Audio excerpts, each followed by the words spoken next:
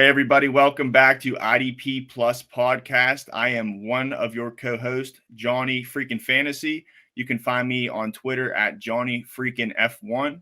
We've been doing a couple of these videos breaking down these Dynasty rankings that our writers here at the IDP guys have written. Today, I am joined with my wonderful co host, Michael Sicoli. Mike, how you doing today, man? I'm fantastic. I'm so fantastic. I just can't help myself. I can't help myself be excited about talking about safeties right now. Won't lie to you. You know what?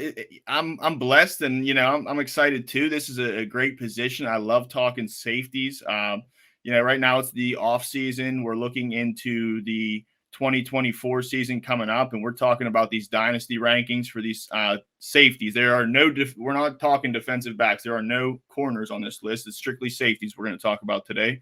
But I just wanted to say, this position is very volatile, man. I mean, I don't know about you. I'll get your mindset in a second here, but me personally, I like to kind of fade the top tier when it comes to redraft, especially, but also dynasty too, because of how volatile this safety position can be. Last year, before I turn it over, let me drop this stat on you. Last year, 2022, Jalen Petrie had 147 tackles, 5 picks, 8 passes defense. Great year. Number one in scoring in a lot of leagues. This year, he's kind of regressed, right? Another guy, Isaiah Simmons, last year in 2022, 99 tackles, 4 sacks, 7 passes defense. This year, we saw him in a reserve role for New York, for the Giants. These guys' value can get sapped. Another guy, Adrian Amos, 102 tackles last year, 7 tackles for loss. This year, he went to reserve role in Houston, wasn't even counted on. John Johnson III last year, 101 tackles, 4 tackles for loss. This year, reserve, for the Rams. Didn't even play. Didn't count on him at all. Jalen Hawkins last year for Atlanta had 84 tackles, 6 passes defense. This year, he had 14 total tackles for the Chargers. So for me, and when we look on the other side of that, I'll say Cameron Bynum. Cameron Bynum was a guy who had, when I'm looking at Jalen Hawkins, Cameron Bynum had 81 tackles. Hawkins had 84. Cameron Bynum went this way. Hawkins went that way. So we see how volatile this position can be. Last year, and one more addition here, if you looked at 2022 top 20 safety rankings, you probably wouldn't find guys like Antoine Winfield, Jesse Bates, Cameron Bynum, who I'd mentioned before, and Kyle Hamilton. So you see how volatile this position can be. Last year, those guys weren't even cracking the top 20. This year, many of those guys are going to be on our first list. What do you got to say about the safety position, Mike? No, I mean, you've touched on the great points, right? We say this with linebacker. We say it with running backs at times. There's a lot of reasons to wait on defensive backs because we see such a low turnaround rate on people that are able to repeat those feats because so much of it is based on usage. We see turnover at defensive coordinator positions, and those defensive coordinators might use a safety deep. They might use them in the box. They might use them in the slot. They might not use them at all. And that is so dependent of how you're going to get fantasy value. Jeremy Chin, someone that we loved for Dynasty years ago, suddenly not being used in the box. They tried him at the nickel. Didn't really work out great. They tried him deep. Didn't really work great.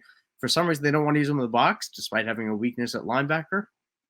Between that and injuries, he's useless for fantasy. It just happened to turn out that way because of the circumstances around him. And likewise, you can find a ton of value late in drafts by just chasing that usage and not the big name. So we're going to be diving into all that into tiers just in a second. Good points. Thanks, Mike. And before we get into our safety first tier there, I want to talk about a few talking points. Right now at idpguys.org, if you aren't already a subscriber, we are running a promo for your first month. Your first month will only be $1. So right now we have a lot of off-season content. Nate the other day told us last year at 2022, we were at, I think, 10 pieces of content put out in the month of January. That's videos and articles. This year, the month of January in 2023, we eclipsed 100 pieces of content. So that's great. Right now, the IDP guys got a lot of writers writing great articles. This safety article being one of them by Gary Van Dyke. So right now, if you go to idpguys.org, once again, when you go to subscribe for a 1 month, you have 2 options. You can sign up for the yearly or you can do 1 month. right now, if you sign up for that 1 month and you use the promo code mock draft, you are getting your first month for only $1. Again, that's promo code mock draft on idpguys.org when you check out for your 1 month subscription. So really, it's a great time for this promo. We're throwing a lot of content out there. Really, this is your one-stop shop. If you want to get all your offseason dynasty, redraft, offense, and IDP content, check out idpguys.org and subscribe if you haven't already. And the second talking point, right now, Trophy Smack, if you haven't heard of it already, it's a great website. They have trophies, belts, rings, whatever you need for your winner's circle. If you missed for fantasy football, it's not too late. You can still get a trophy for your league. You can still get a belt for your league. Right now, I myself am getting a couple fantasy baseball leagues lined up, so might be looking into Trophy Smack myself for a trophy or a belt. But when you do go to Trophy Smack and you decide whatever belt, trophy you need, use the promo code IDP guys, and you will get a free ring with that belt or trophy. So once again, trophysmack.com, use the promo code IDP guys. You will get a free ring when you buy a trophy or a belt. So moving into our tier 1 safety rankings here, as you can see on my screen, if you cannot, I will list them off. We have Kyle Hamilton at number 1, Javon Holland at number 2, Xavier McKinney at number 3, Antoine Winfield, fan favorite at number 4, Brian Branch, number 5, Jaquan Brisker, number 6, Jordan Battle, 7, Reed Blankenship, 8, Cameron Bynum, 9, Talanoa Hufanga, 10, Josh Metellus, 11, and Jalen Petrie at 12. Once again, this list is from Gary Van Dyke, good friend of mine, good co-host, good writer. What do you think when we look at this 1 through 12, Mike? Anything really, what's cumulatively as a whole, these top 12, what are you thinking? Is there a tribute to youth? What sticks out to you? Well, what sticks out to me is how much I love Gary Van Dyke. But aside from that, there's a few names here that really do stand out. And I think for me, it's number 2, Javon Holland. That's, he was someone who got off to such a red hot start last year, and he was fantastic. He's great in coverage. But for whatever reason, we kind of saw his usage as tackles really plummet. He's being used deeper in the field, and therefore it was harder to get tackles because he's away from the line of scrimmage. Now, what makes it interesting is that he has publicly and not so subtly slammed on the Vic Fangio system that he was in last year. Now Vic Fangio is mutually agreed they are out. We have a new defensive coordinator coming in Anthony Weaver, the defensive line and linebacker coach for the Ravens from this past season. So we have a change coming. And you have to wonder whether Javon Holland is going to be a bigger part of that change, or maybe he steps into, one of those versatile safety roles that we saw in Baltimore of the Geno Stone, the Marcus Williams, the Kyle Hamilton, and trying to figure out which one Javon Holland is would go a long way to figuring out how much fantasy value he really has. And you know what, Mike, you made a good point with Javon Holland. He can be great. And in the first 3 games of the season for him, in those first 3 games, he had 33 combined tackles. 2 of those, the first 2 weeks, were double digit at 14 and 11. So the ceiling is very high here for Javon Holland. Looking at his numbers over the past 3 years, 2021, he only had 69 tackles, but he did have 2.5 sacks. So it's kind of an all-around player there with 10 passes defensed. 2022, last year, we kind of seen him put all the pieces together. He played 17 games. He had 96 tackles, a sack and a half. So anytime you're getting around the 100 tackle mark for me, that gets my sign of approval. He also had 2 picks last year and 7 passes defensed. But one thing that, and it was nice to see him, I want to say as a disclaimer, put all those pieces together because, this is a top player at his position. He is absolutely, he's young. I think 23 or 24 years old. So Javon Holland should be trending in the right direction. But for me, I want to talk about his volatility. When we talk about idpguys.org, the website right now, another reason to go subscribe is because they have a nice tool that are weekly top finishes. When I look at when I look at Javon Holland, top 20 finishes, he had 4 of them. And keep in mind, he only played 12 games this year. So 4 top 20 finishes. Again, 4 of those were in the top 10 even. So that's solid. And he even had 3 of those 12 games, top 5 finishes at the safety position as a whole. But to me, the asterisk is 8 of those 12 other games, were outside top 20. So to me, this guy has a high ceiling. Safety in general is a volatile position. A lot of these guys are inconsistent, but does the inconsistency scare you as well? Because it definitely scares me a little bit. See, it's interesting because you just have to pair it, right? You have to know what someone is and what isn't. And we have other names that we're going to be talking about today. Someone like a Jesse Bates, we'll get into a little bit. But like even on this list right in front of us, right? A Talanoa Hufanga, right? We don't draft Talanoa Hufanga for the tackles. And if we get tackles, that's great. That's what we hope for, and that's what we hope to see a jump in. But that's not where he's delivered us his value. It's been in the pass defenses, and it's been in interceptions and big plays. And that's the mold that Javon Holland kind of fits into, at least right now. We know he could do more, but right now that's what he is. And when you compare the big play guys of Javon Holland, Jesse Bates, Hufanga, with a steady tackler in, what Reed Blankenship did this past year, or what Jalen Pitcher did 2 years ago. If you can get the stable production and compare it, and add to it a top 5 upside player, it makes the lows a lot more easy to stomach. Absolutely. And I do want to say one more thing to wrap out Holland. As much as I have a little bit of hesitancy on him this year in those 12 games, he had 74 tackles. He was well on his way to eclipse another 100 tackle season. We're nitpicking here. He did have 3 tackles for loss, 3 forced fumbles, and 4 pass defenses. So Javon Holland, it kind of stinks that he only played 12 games. Other than that, he hasn't missed a game over the last 3 years. So I wouldn't really look too much into that injury, but he was pacing to, break that 100 tackle mark. So in where I come from, if you don't know my fantasy background, a lot of the leagues I play in are tackle heavy. Javon Holland maybe does have some spike weeks here and there, some big spike weeks. He's a walking bomb. He can have a 20 piece at any given time. If he would have played the rest of the season, if he didn't miss those 6 games, chances are he would have well been over 100 tackles. So number 2 is well deserved. He's going to get his by the end of the year. You might have to deal with some down weeks, but again, at the safety position, he's not the only one. Number 3 on this list is Xavier McKinney, a free agent. He's another walking bomb. Him and Pinnock were a great tag team there in New York. I think he resigns, and I like his value. I don't know if he's number 3. I think that this year is kind of he put all the pieces together. This is his ceiling. What do you think, Mike? Could it get better here for McKinney, especially if he goes somewhere else, or is this number 3 based on if he resigns in New York? I think he could work somewhere else. It really, like we said, and a lot of this is just so dependent on what defensive scheme we see. We have change coming in New York with Wink Martindale out.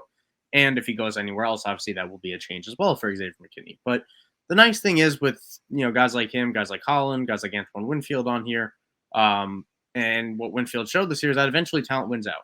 And Xavier McKinney is a very good player. That typically means talent will win out at some point for IDP. So I don't mind having him this high. I mean, there's the question mark of free agency that might bump him down, but he's a good player. And we've seen in spurts where he does really good things. He's just also had some very unlucky situations with getting hurt in an ATV incident, and suffering a broken bone in his first or second year in the league. So there's a lot of reasons why you can explain away Xavier McKinney's mistakes at times or shortcomings. But ultimately, we've seen enough out of him that he's a very good dynasty prospect. Absolutely.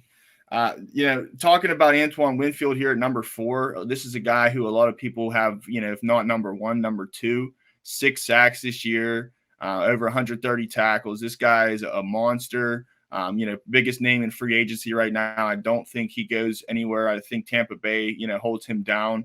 For me, though, I want to just touch on Antoine Winfield. As much as he could be number 1 or number 2, it's 6 sacks this year. I wouldn't be surprised to see those numbers. It's tough to repeat. I just want to say, any of these guys in the top 5, really, I'm foregoing just because how volatile the position it was last year. We said Kyle Hamilton and Winfield weren't even top 20 finishes last year. Here they are making the top 5, just to go again show the inconsistency, right, position wide here. But with Antoine Winfield, I don't think I draft him this early in top 5. I'm just going to wait until this tier 2, tier 3 list and peg some of those guys. What do you think about the price tag you have to pay on Winfield? Yeah, I mean, it's he had a career year, and when you have career years, you typically see negative regression pull it back down to a good year that feels even worse because of how much you paid for him, and that's the moral of the story with great defensive backs and great safeties, is that I very rarely get the Kyle Hamiltons, and I took him last year because it was a little bit more of a discount than there will be this year. But the Hamiltons, and past Jeremy Chins, because there's just Jalen Petrie and I had no shares of Legarius Sneed, things like that. I never draft them at the top because I know I could find value later. A vast majority of these names, even these top 12 names, were not top 30 names last year. Reed Blankenship, Jordan Battle, Cam Bynum, Metellus, all those guys were not top 30 names, let alone top 12. So there's just too much value to be found for me to pay up for these guys like Winfield, who has a lot of name recognition. But respect to them because they're still great options. They're still great talents. Absolutely, man. I mean, Winfield, yeah, if you can, if you're not reaching an extra round or two ahead, say if it goes Kyle Hamilton, Holland, one of these other guys goes, and then you have a chance for Winfield. Maybe that's an opportunistic time because the other guys kind of bought you some time. But yeah, in general, top 5 price tag is usually a tough task to repeat. So with Winfield, these top 5 guys, great plays. I don't think it's really disputable where they are in the top 5. How about the next guy rounding out the top 5? Brian Branch, young guy. To me, I look at I do see some games he's missed, but he's volatile too. He's had some great stats this year. When we look at him, I want to say for Brian Branch, he had 5 top 20 finishes, 5 top 10 finishes, and 3 top 5. So really, he's a walking bomb too. We see him get back in the backfield, make some sacks, and do it all. Are you surprised, based on this 1 year that we only got small sample size to see him in the top 5? Yeah, I'm not, honestly, because he's somebody that the Dynasty community is in love with and will fall in love with because he's a really good player. And not only is he a really good player who has shown the ability to ball hawk, get past defenses, and get interceptions and make those big plays that we want to see from our defensive backs, especially when we have more stability at linebacker, if we pair it that way. Um, but Brian Branch also can get plenty of tackles because he's so good in that nickel corner role. And nickel defense has, been on such a big rise over the last few years. I believe it was 57% used in 2022. And obviously that number went even up this past season because we saw plenty of guys thrive in that role. And as long as that's the way with the pass happy NFL running 3 wide receiver sets, Brian Branch is going to be heavily utilized nonstop. And he's too good of a player to take off the field. And that's going to come to fruition in his sophomore year. So, again, I probably won't be willing to pay the price, but I have high expectations with Brian Branch. Definitely a top 5 name for me. Right. And especially there when we talk about age, 22 years old, right? A big prospect coming out of Alabama. I like to see that. Same thing with McKinney, another Alabama prospect. Those guys been hitting. So, yeah, Brian Branch, hopefully you get another 8 to 10 years of solid play for him. That's probably what a lot of dynasty managers are thinking. Jaquan Brisker, another good guy here at 6. We saw Eddie Jackson, get cut. So a vote of confidence for Jaquan Brisker. He should be on the up for next year too. I think he keeps moving up. Jordan Battle, another guy who can get some solid amount of tackles. Wouldn't be surprised if he gets a little bit higher. What I like about the tackles is it's what you're getting, right? Jordan Battle came in there. The last, I want to say it's week 11 is when he started. From that point on, he had 4 top 20 finishes, 3 top 10s, and 2 top 5s. So we can see, even though he doesn't really offer, getting much in hitting the quarterback, getting sacks, that kind of thing, he's not that well-rounded, at least yet. But the tackles makes him safe. To me, Reed Blankenship's another guy who gets those tackles. Cameron Bynum, is another guy who's safe tackle floor. Last year, like I talked about him in the prelude here, he had 81 tackles, really up that this year to over 100. I think he, has a good chance to repeat it. It does scare me a little bit that they got 3 of these guys running back there, Bynum, Harrison Smith, and Metellus. Does that scare you at all, Mike? It did at points, and then I bought in, and then by the end of the year, Bynum was crushing all of us, which was really brutal. His end of the season with just a few tackles in each game to the point where you couldn't play him after him being an auto start for the first 10. So I think Metellus takes more out of Bynum than Harrison Smith does, truthfully. just because Mm. Metellus is he's such a perfect fit with Brian Flores. Like I think Brian Flores loves Metellus more than he loves anybody on this defense, with the exception of maybe Ivan Pace. But it's a good room, and it's a good coordinator calling a good defense that knows how to use its safety. So I don't have a problem with it. I don't have a problem with it. I probably will. I think Bynum's going to be probably overpriced for me, and I think I'll be getting a lot of Josh Metellus next year because I think people will be sleeping on him still because Bynum had the tackles, he had the bigger name, his stats were larger on the season, but Metellus was just as stable, and if not a little bit more so, with some sacks, hit or miss in there as well. Very good. Well, those are the top 12s. Again, we got number 1, Kyle Hamilton, number 2, Javon Holland, Xavier McKinney, free agent, Antoine Winfield, another free agent. Interesting to see what happens with these guys. Think they'll stick where they're at. Hopefully they do. Brian Branch, Jaquan Brisker, Jordan Battle, Reed Blankenship, Cameron Bynum, Talanoa Hufanga, Josh Metellus, and Jalen Petrie. Moving into our second tier here, we have some older names. We have some guys that you might think have got, maybe some love lost on the tier 1 list. At 13, one of those guys might be Derwin James. At 14, we have Minka Fitzpatrick. 15, Julian Blackman. 16, Kirby Joseph. 17, Cameron Curl. 18, Kyle Duggar. 19, Dax Hill. 20, Jason Pinnock. 21, Grant Delpit. 22, Andre Sisco. 23, Richie Grant, and 24, Buda Baker. I'm going to ask you first about number 13, Derwin James here. 27 years old, almost 28, will be 28 next time the season rolls around. Are you worried about age here? Do you think that, he was left off this tier 1 because of age, because of former injuries? Why doesn't he make this tier 1 list here, Mike? It definitely surprises me. It definitely surprises me that he didn't make the tier 1 list because he would still be tier 1 for me. I think a lot of people thought that this was a bit of a down year for Derwin James. I think it was probably his first.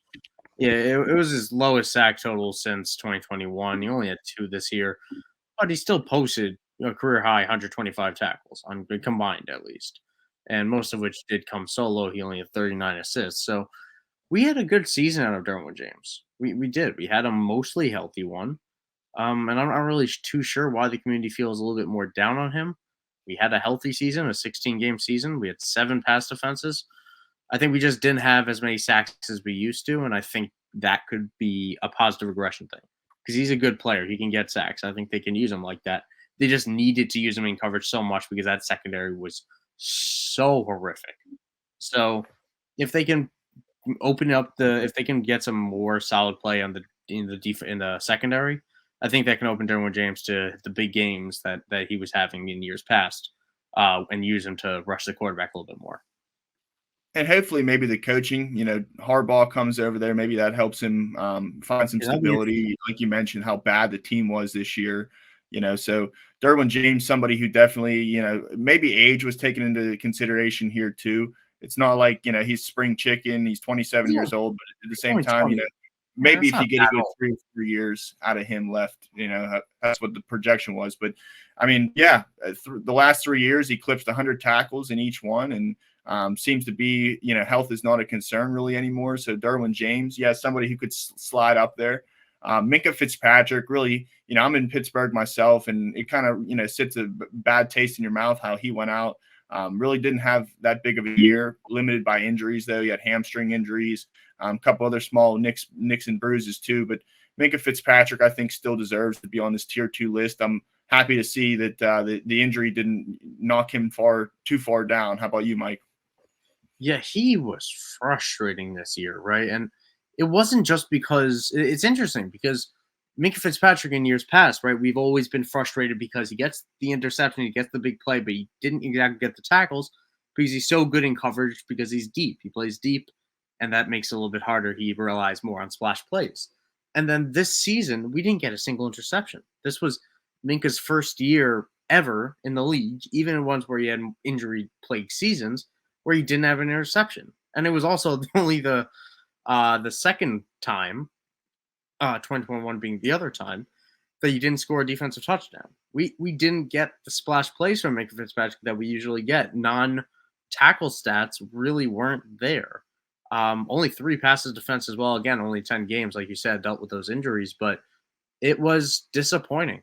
It was really disappointing this year. And we got to remember, Brian Flores was in Pittsburgh last year. That did help in some way, maybe, of how we know he uses safeties despite the disagreements they've had in Miami. But I'm fine having him here because I expect him to bounce back. I don't expect him to have another year with 0 interceptions. I think all those numbers bounce back if he can stay healthy. But it's in a similar situation to LA, right?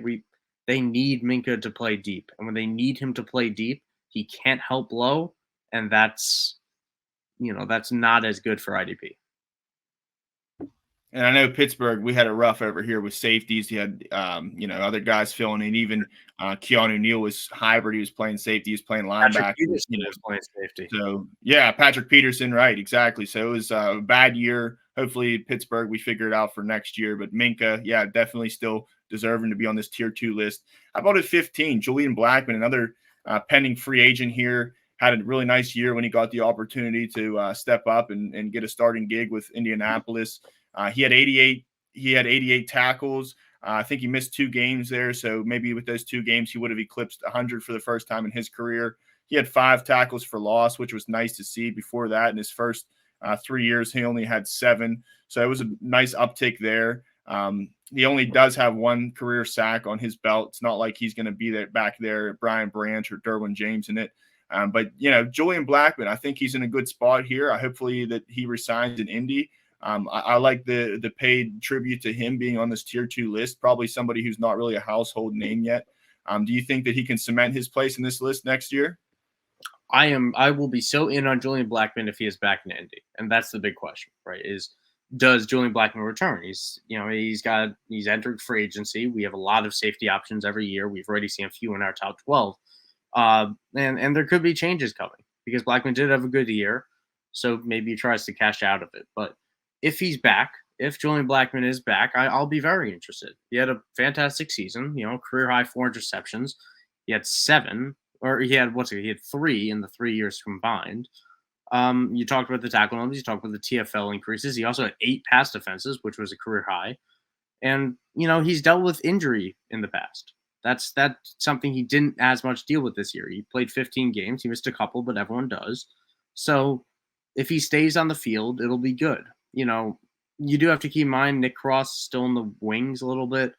He's been massively disappointing. 2nd round pick last year, and has struggled to get on the field.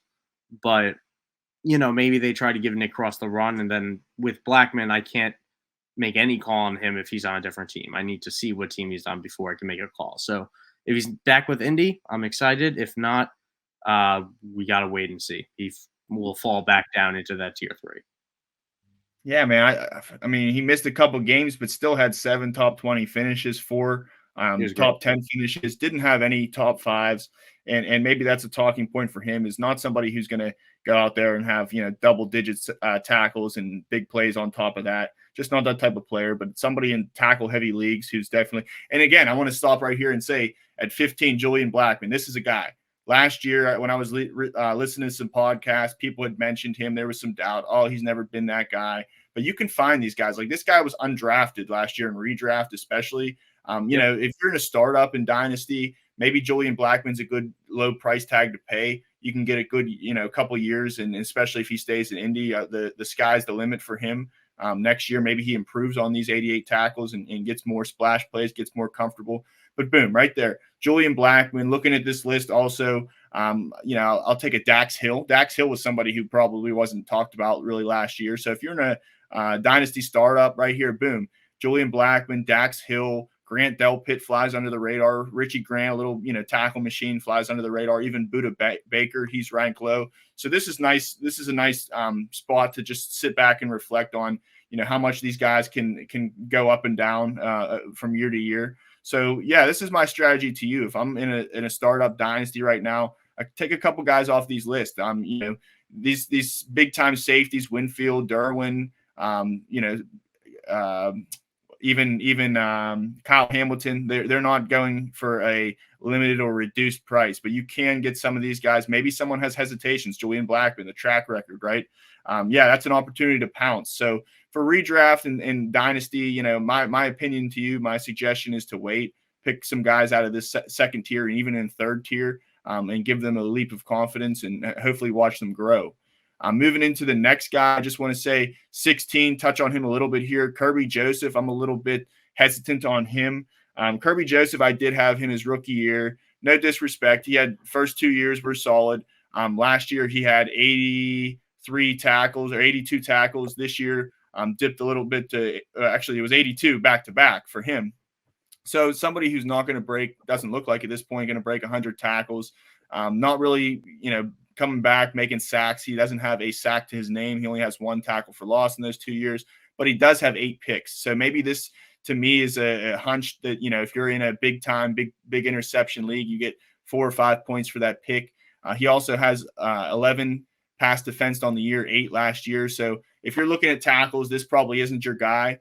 And an additional piece for Kirby Joseph this year and balanced in these top 20, top 10, top 5 parameters I'm giving you are from balanced scoring. Kirby Joseph only had 3 top 20 weeks. He only had 3 top 10 weeks and 1 top 5. So not somebody who's really a walking bomb, but you know, productive enough, consistent enough to make this list and be a name that's, you know, we're talking about for not only redraft but dynasty too.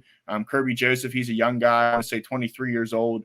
You know, but if we're talking about Brian Branch, how much we like him, I know we had Melifonwu towards the end of the season. That scares me a little bit for Kirby Joseph. I mean, he's young. It seems like he has a place in this defense here, but are you as high on Kirby Joseph as this list?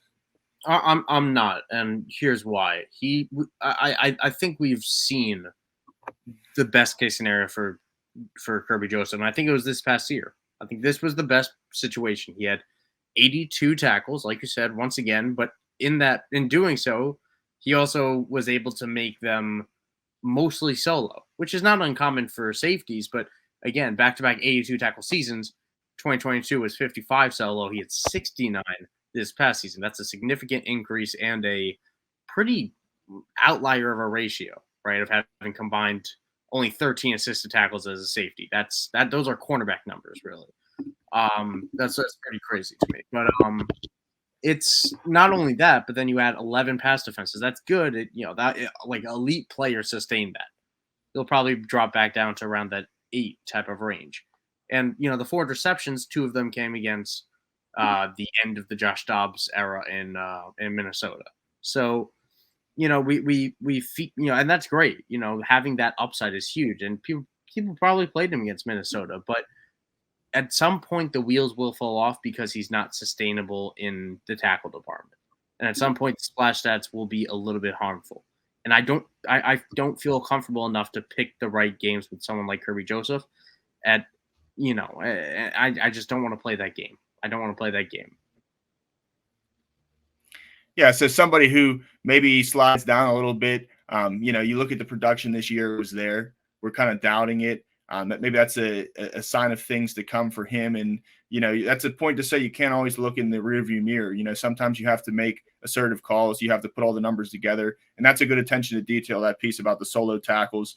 Yeah, in my league I get 2 for a solo, 1 for an assist. So that's a big discrepancy. I know that's usually high. Most people play, you know, 0.75 for a solo to 1 point usually. So, yeah, Kirby Joseph, it's nice to see him make those splash plays. If you are in a league that has big bonuses for splash plays like interceptions, maybe that's where he picks up a little bit of slack. But the next guys here at 17 and 18, both impending free agents, Cam Curl and Kyle Duggar. I like them. They're really solid tackle floor guys. When we look at the past years that they had, Kyle Duggar, he had 109 tackles, and to him that's no surprise. Last year he had 78, and the year before he had 92. So, you know, a little bit of a down year for him. He rebounded in a big way. He still got his sack and a half. He had 1 sack in 2022. So somebody who, as well as, you know, not only making tackles, he gets to the quarterback too. He had 6 tackles for loss this season, 5 last year. He was graded pretty good in coverage. I think that New England here has a lot of cap. They probably look at Kyle Duggar as maybe the best player that's a free agent for them, probably the one that they want to shore up the most. Likely for him, I'd say give him the franchise tag, but with how much money they have there in New England, I don't see them foregoing Kyle Duggar. I think he sticks. I think he's a player who maybe is better to the Patriots than he would be on another team. Would you agree with that, Mike? I would, and I think he's a very good player. Like Kyle Duggar's one of the better IDPs that I don't roster a lot of because he's just so good in coverage that the tackle numbers. Yeah, he has 100. He has over 100, but it never feels that way.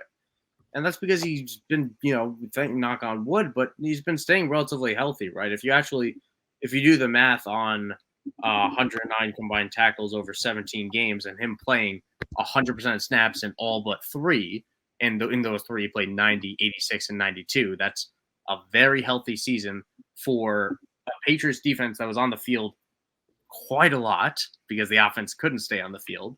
So they were playing quite a lot of snaps. It's 6.4 tackles a game in a pretty much the most opportune situation possible of having snaps available. Now, you can argue that if the Patriots start being competitive in games, you see more passing situations for opponents, which would help Kyle Duggar, and that's certainly true. But do we think the Patriots offense is going to turn around? Because I don't. And it's a little bit scary in that department, at least. But you're completely right that I do think he's going to return to the Patriots. I agree that he's the best fit in this defensive scheme with Gerard Mayo. They'll stay very similar. It's such a splash play for me with Kyle Duggar because it's 5 tackles and nothing, or it's 7 tackles, a pick, a pass defense, and a QB hit. It has a wide range of outcomes with him. Absolutely. Right. And the next guy I talked about didn't get into his stats yet, but Cameron Curl, we see another volatility here. I mean, this is somebody who I rocked with once he broke camp for the Commanders and really took that starting role as a 7th rounder. In season, I kind of watched what he did, then made a pickup on him in 2021. That year, he finished with 99 tackles, a sack, 2 tackles for loss, 5 pass defense. Last year, people jumped on like, man, he was a 7th rounder, told you so. Like numbers kind of went down. He had 83 tackles, still had that 1 sack, 6 tackles for loss, no pass defense. And kind of people were saying like, hey, that's what he is. We told you so. He was the 7th rounder, right? This year, I kind of wanted to see a next step for him, and it happened. He had 115 tackles. He got a sack. He had 3 tackles for loss, 5 passes defense. Probably not somebody who's going to, get the most tackles for loss. Is not the best in coverage, not going to make the big plays.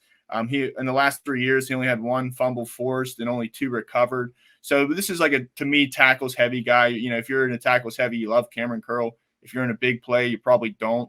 But Cameron Curl, solid player, 5 top 20 finishes, 3 top 10s, and 2 top 5s this year.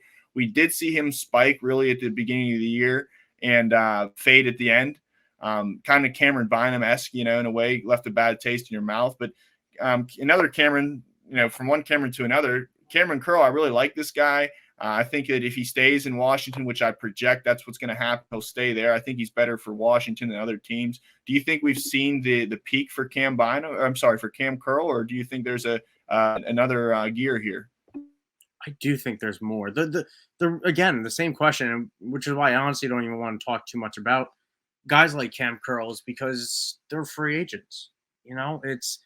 If he comes back, I'm so excited to see what he can do in the Dan Quinn scheme because that also shows that Dan Quinn wants him back. It's a new regime. We don't always know that. Sometimes we have to guess on the guys that are returning that were good and whether they get that role back, right? We have to guess that sometimes. If Dan Quinn brings him back with the contract extension, we don't have to guess that he wants him back. He is paying him to be back. And I'm with you that I love Cameron Curl as a talent. I really, really hope he finds a spot. If it's Washington, that would be fantastic. And we know like him returning to Washington would be great for me, in my opinion.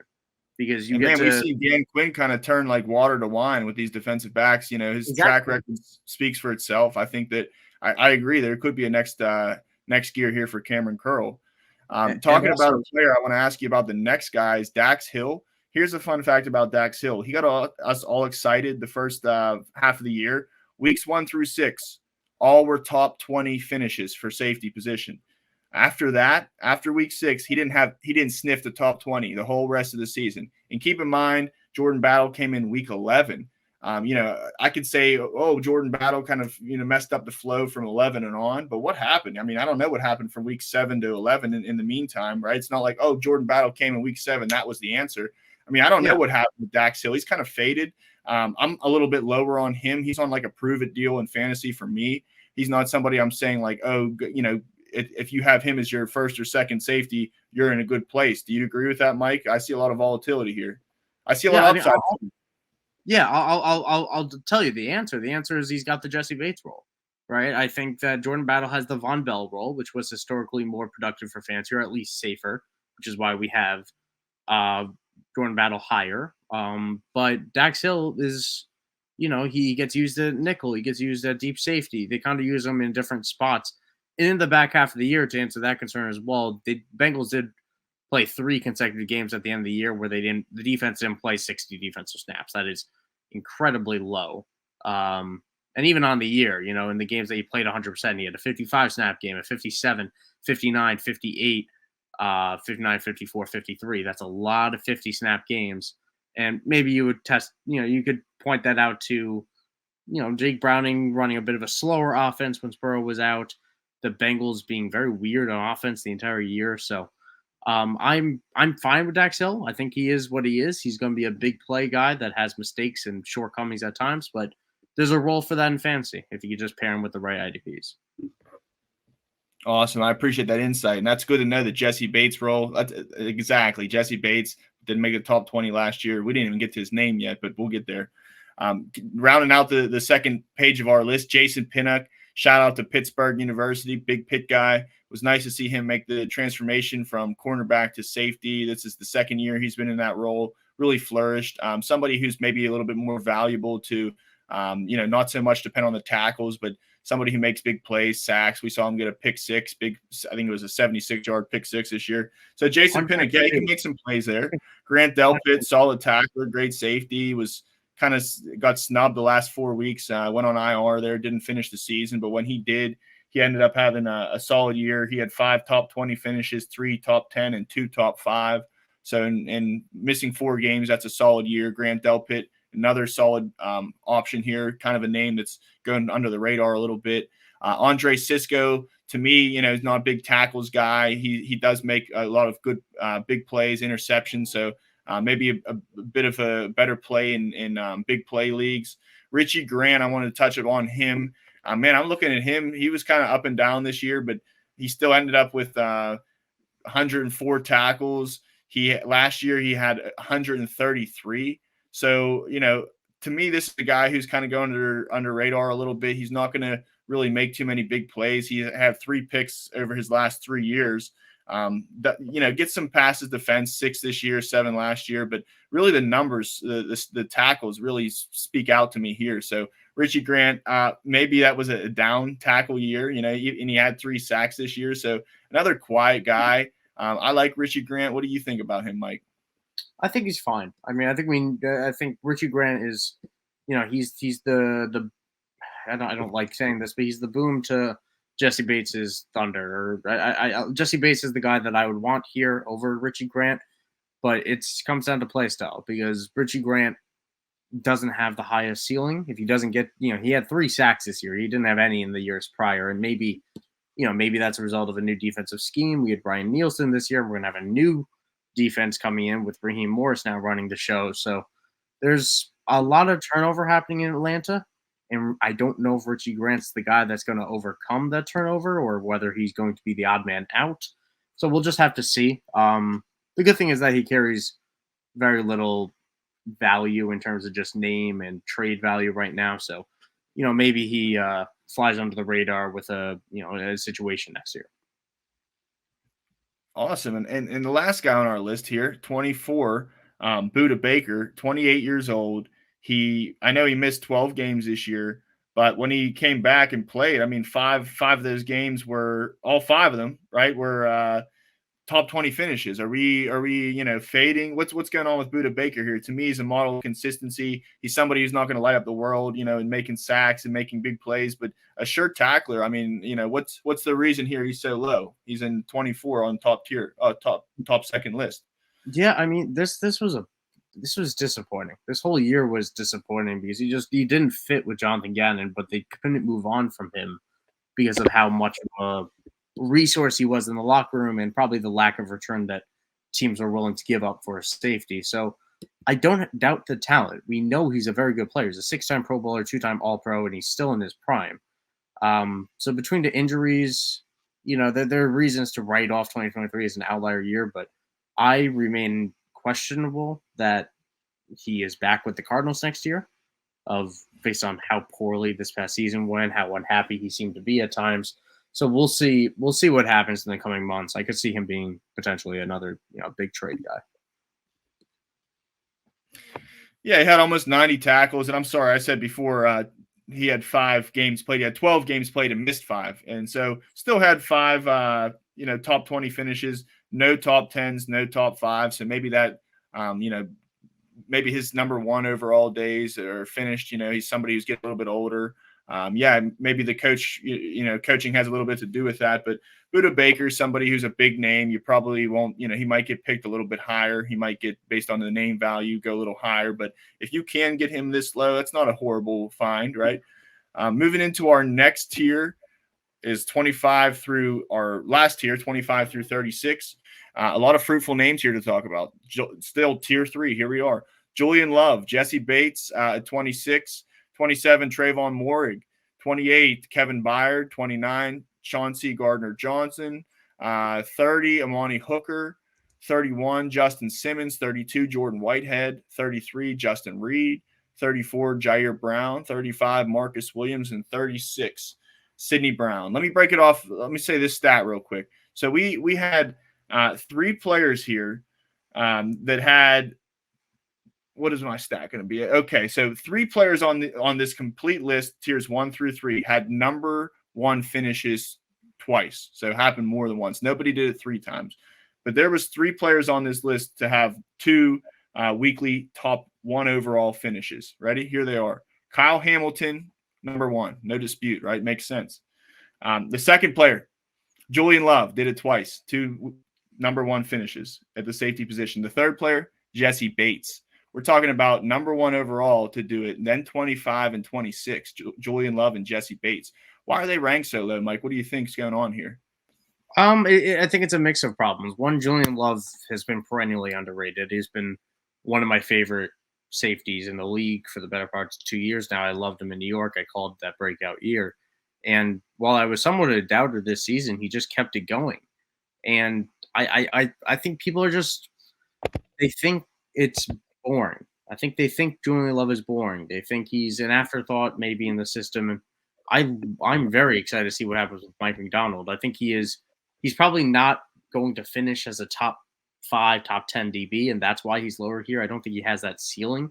I think he made huge plays last year with, the long returns for touchdowns on big plays that, that resulted in maybe some boosts that covered up some falls. But this is a good spot for him. And it's the same concept for Jesse Bates, right? He's a coverage-based fantasy asset. He's not going to give you, 10 tackles a game on average. He's not going to give you 8 tackles a game on average. But he'll give you a pass defense with regularity and a high chance of interception relative to what others are giving you too. So you pair these guys, right? You pair them with the Reed Blankenships, the Cam Bynums, the guys that get tackles, and the guys that have steady roles, and you can get an awesome big day with a solid performance from your tackle guy and then a huge day from your boom bust guy. And the tackles help the bust days go a little bit better. And I just want to say, man, Julian Love, I'm a tackles guy. I said it before, 4 games this season with over 10 tackles. At the safety position, that doesn't happen very often. So somebody who gets tackles in boatloads, right? Jesse Bates, these guys are probably higher on other lists. Jesse Bates, somebody who falls down a little bit for the big tackle premium, but he was still over 100, well over 100. So These guys are especially, I think, Bates. Julian Love's not somebody who people are talking top 10 or top 12, even top 15, but Jesse Bates might be, right? So yeah, if you can get these guys this low, obviously there is some risk to their game, right? Maybe we're looking at Jesse Bates' track record and say, where was he last year? Well, it was a different team, different scenario, right? So maybe that was a little bit of tribute to it. Jesse Bates is not old by really any means. I think he's 27 years old. He's not the spring chicken, but at the same time, he's still under 30. Second year of the second contract. Yeah. Right. So these two guys, yeah, if you can get them this low, Julian Love, especially Jesse Bates, go ahead. These guys are walking bombs. Jesse Bates had a couple number one overall, but like I said, both these guys, 2 number one overall finishes. Julian Love, he had 5 top 20, 4 top 10, and 4 top 5 finishes. Of course, 2 of those being number one overalls. And Jesse Bates, the most top 20 finishes out of any safety we've talked about or will talk about, with 11 top 20 finishes, 7 top 10, and 4 top 5 finishes. And that's in balanced scoring, not even tackles heavy. Once again, for those weekly finishes, go to idpguys.org. You can go to tools, and that's how I'm seeing the weekly top finishes. Really good stat there. A couple of other guys to talk about here. Trayvon Mooring for the Raiders seemed like he was doing really well, then kind of fell off. Don't know what happened really with him, but he's still young enough. I like him. What do you think about Mooring? I go back and forth on him because I didn't mind him as a prospect. He really hasn't panned out in Vegas. And then he had spurts this past year where he was great and then spurts where he wasn't. So we'll see what happens. We'll see what happens in, this Antonio Pierce system over the back half of last year. It was mixed results. We had 4 pass defenses, a sack, 37 combined tackles, 1 TFL, 1 QB hit, 1 pick in the 9 games with Antonio Pierce as head coach. So I don't know. I think he's very much an unproven commodity. I wouldn't have him as high as 27 here. I think he's he's still a bit of a dart throw. There's untapped potential, but there's also currently not much there. So maybe like a Cameron Bynum, somebody who, showed signs the year before. You're waiting, maybe don't draft this guy. He can burn you week 1. Go for a more dependable player. But yeah, keep him on the back burner because we've seen Trayvon Mooring have a big year, big games this year, especially beginning of the year. So don't forget about him. Kevin Byard, let me ask you this. He's 30 years old. He had a solid year. He had 7 top 20 finishes, 3 top 10 finishes, and 1 top 5. He's going to return with the Eagles next year under his last year in the contract. Do you think in Dynasty, this is somebody who can still have a good more than 1 year? I think in redraft, he's pretty safe to have, 30s. He can still put the pieces together for at least 1 year. Do you think beyond 1 year is too much to ask for Byard, especially with the contract uncertainty? It's probably too much to ask, but 1 year value still has a lot of value in Dynasty. I think it's the most common mistake the Dynasty managers make is they try to play in 3 to 5 year windows when they should be playing in 1 to 3, 1 to 2, because who the hell knows what happens in 3 years? No one knows. No one can try to predict that. Where on offense, Juju Smith-Schuster after year 1 or 2 was looking like a top 5 Dynasty wide receiver, and he was only 22 years old. Now he's going to be a free agent, and we don't know who the hell will even sign him. So it's impossible to predict the future. So all we can do is try to predict the near future. And in the near future, Kevin Byard will probably be close to a DB1 in 2024 with the Eagles. So yeah, I mean, he'll be a value in Dynasty startup drafts. He's going to be a value in trades. He'll be someone I'll try to get as a throw-in because of his age and the contract concerns of the future. But 2024, all wheels up. So Kevin Byard, still some value to be had there, 30 years old. CJ Gardner-Johnson, Chauncey Gardner-Johnson, somebody who, had a big hype. I haven't really seen. He had 1 good year, 2022. Really was hit or miss before that. Was injured this year. Bad taste in my mouth. He's on a prove it year for me. I'm not drafting him unless he goes somewhere where it's fruitful and I hear good things quick. How about you? Yeah, same thing. I won't drone on it too much, but I thought his usage in Philadelphia was perfect, and I was worried about how they'd use it in Detroit, and we barely even got to see it because he was hurt. And now that was a 1 year deal because he tried to get too much money, and now we'll see what happens. So we'll see. We don't know where he ends up. He could have fancy value again, but like you said, it's a prove it situation. It's a usage based landing spot for me.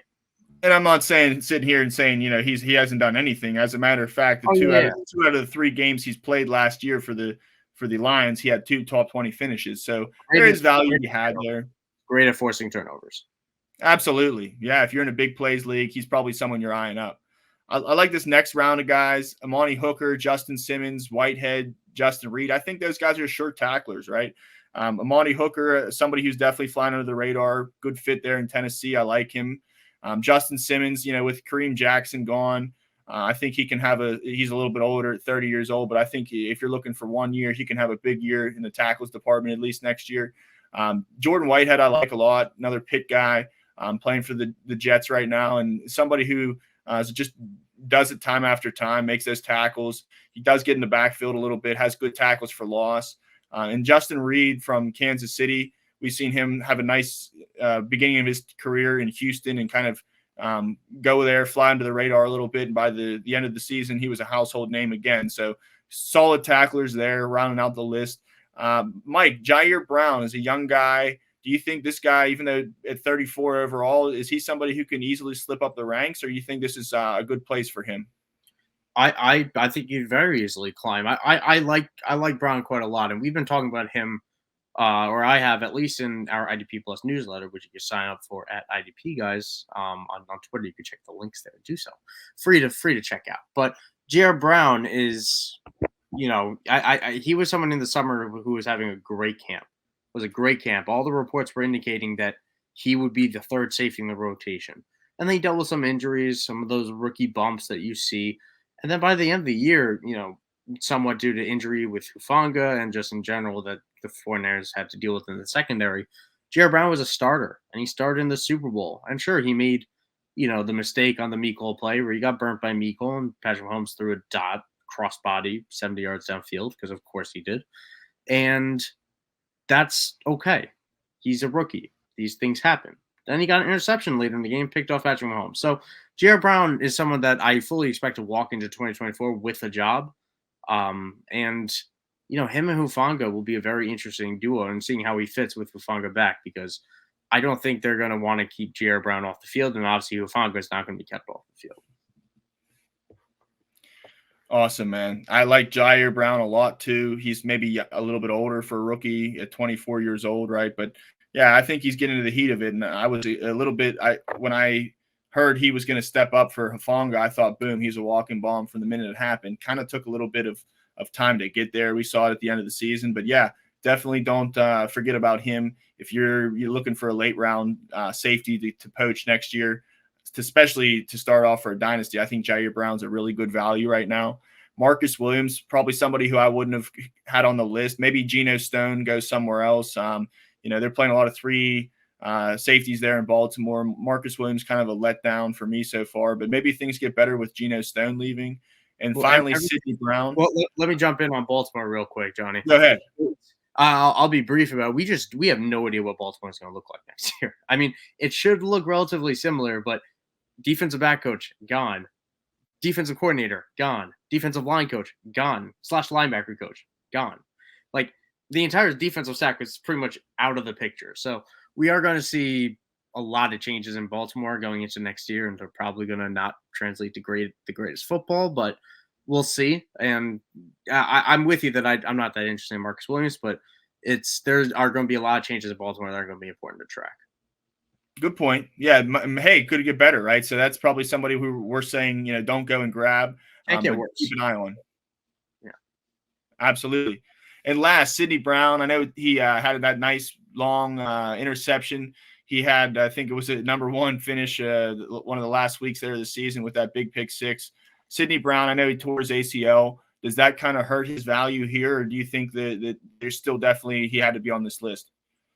It sucks because I like Sidney Brown quite a lot, and I love his story of what he's been able to overcome to this point. And now he'll have to do it again. He'll have to overcome, an ACL injury late in the year, while Kevin Byers is likely to return, and Reed Blankenship will return. So where does he fit? It might be another year away. He might be, still a stash, an IR guy. Maybe he starts on the pup. Who knows? He's probably not someone I'm going to end up drafting, but he'll be someone I'm having a very close eye on. And I'll probably try to get for free slash cheap in the back of my dynasty leagues. Would you, if you had him in Dynasty, would you recommend holding him still? Probably, but the big question is, and that's why we have Twitter handles, Johnny up here and then me down here. This is why we have Twitter handles to ask those questions, because I like to keep Sidney Brown, but it always matters who's out there. Every league, and that's the beautiful thing about IDP is that every league is so unique in its depth and its scoring that it depends. And if you're only starting two defensive backs, you probably are not, you probably don't need Sidney Brown, but we have him at 30, or Gary has him at 36 for a reason. I think we all like the talent. We just are unsure about when he's going to come after the ACL. Absolutely. Right. It's a volatile position. He can go wait another year and not play. You could think, oh, he's burned me again, and then boom, Byard's gone, Reed Blankenship, who knows, right? So yeah, definitely somebody to keep an eye out at least for Dynasty. And if you can hold. There was a couple guys that we talked about. We're done with our top 36 here, our 3 tiers. But I just want to let you know there was some guys that Mike and I talked about before this episode as honorable mentions. Maybe you're thinking, I mean, I couldn't look at this list and say, oh, there's one guy that wasn't on this list that's sticking out in my head. But when I went and looked at nitty gritty, there were some guys that I could have made an argument to make this list. And those were Jalen Thompson from Arizona, Jordan Fuller. I like, he's a free agent. I think he resigns for the Rams. I think better days ahead for him. Rayshawn Jenkins didn't make this list. He had a nice year last year. Kind of fell a little bit this year, but Rayshawn Jenkins still a household name. Deshaun Elliott, somebody who didn't really flourish. He had one or two big games in Miami next to Holland. Didn't really see him pick it up. But I think when we look 1 year back, he was playing for the Detroit Lions, which is a really fruitful IDP landing spot, but he had a big year. So still young. Deshaun Elliott, something to keep a name on. PJ Locke, I really like if he gets re-signed. He's a free agent right now for Denver, but in his last 5 or 6 games, I think he had 3 sacks. He had 4 top 20 finishes, even though on a role player, didn't really play until Kareem Jackson got suspended. Other injuries happened. Taylor Rapp, another free agent. Be interested to see where he lands. I think he's a solid tackler. He can kind of get at the quarterback a little bit, make some big plays. I think better days are there ahead for him. Who knows in Buffalo, if Micah Hyde retires, that might, give him a little bit of role. Melifonwu, another guy we talked about from Detroit. We saw this guy flash in the pan at the end of the year. I'm interested to see if he earned a role for next year, what that means for the other guys from Detroit. Jeremy Chin, we talked about Jeremy Chin earlier, how proud we were in Dynasty of him 2 years ago. Just the arrows kept trending down. Maybe he finally gets a new landing spot. Maybe he comes to Pittsburgh, plays that Keanu Neal, hybrid role. Welcome to Pittsburgh, Jeremy. I'd love to have you. I still think there's meat on the bone for him. And finally, Marquise Bell. I know this guy in Yahoo was listed at safety. I don't know if it's a thing to stay. I know he played outside, or he played linebacker too. But Marquise Bell, he had 6 top 20 finishes.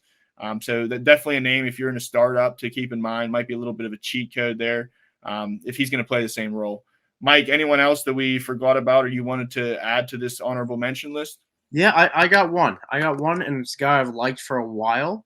We mentioned Cameron Curl. I want to mention his running mate, Derek Forrest. So injured pretty much all 23. You could almost write it off, but 29 tackles in 5 games this year, and he had 88 in 17 last year, which he only started 11 and had 4 picks in those games. Derek Forrest has very, at times quietly, he had 9 pass defenses as well last year. At times he's shown the ability to be a great starting asset, and he could be a very good fit in a Dan Quinn defense that uses safeties in such creative ways. So I'm curious to see how Derek Forrest fits if he's back in that role. Time will tell. It's a new regime coming in, and obviously he was hurt last year, but Washington has a lot of need, and they have a lot of money. Maybe they try to fill it that way, but if Derek Forrest can come back, he's somebody that has shown that he could be a high tackler at safety. I like that, man. Almost 6 tackles a game average. Yeah. Getting into making some pass defenses. Definitely a name to keep and consider that I didn't consider. So that's good attention to detail, Mike. Very well. This is our top 3 tiers. Of course, we can, talk about other guys who didn't make the list, but again, a volatile position. Take a couple of these guys late that we gave a vote of confidence to. Follow us on Twitter. ask us, pick our brains, ask us who to start week to week. We're going to be looking at this information on the daily, right? We're going to have more articles coming up. So basically right now, what I'm going to tell you is if you're not subscribed already, go to idpguys.org. Like I said, subscribe for 1 month, use the promo code mock draft, and you get that first month for only $1. So right now we're pumping out a lot of off-season content, a lot of these rankings, many good articles. Follow me on Twitter. I retweet them all the time at Johnny Freakin F1. And follow Mike at Michael_Sicoli. For all those viewers and listeners, we want to say thank you so much for tuning in. I know we went over an hour, but we really crunched in good information here, and I'm proud of this episode. Hop on board, give us a follow, give us a subscribe. We're only growing from here, and good luck in the offseason. Enjoy, but don't fall asleep, because this is where you can make your money. This is where you make trades and find that nitty-gritty information to be ahead of the league mates for next year. Mike, before we sign off, anything else you want to say, man? No, just remember, everybody, if you like some of that talk that we heard today, some of this content, a lot of it we got from our tools, the weekly finishes tools that Johnny kept on mentioning. Be sure to use code mock draft promo code for monthly subscriptions. You get to try it out for $1. It's as good as you can get to see if you like it. You get to see if you want to circle back come draft time. You want to join us through the draft season, join the family, join our Discord. Do whatever you want to do. Use code mockdraft for monthly purchases. Feel free to check that out. Thanks, Mike. And thank you to all our viewers and listeners. We will catch you next time on IDP Plus Podcast. Bless up.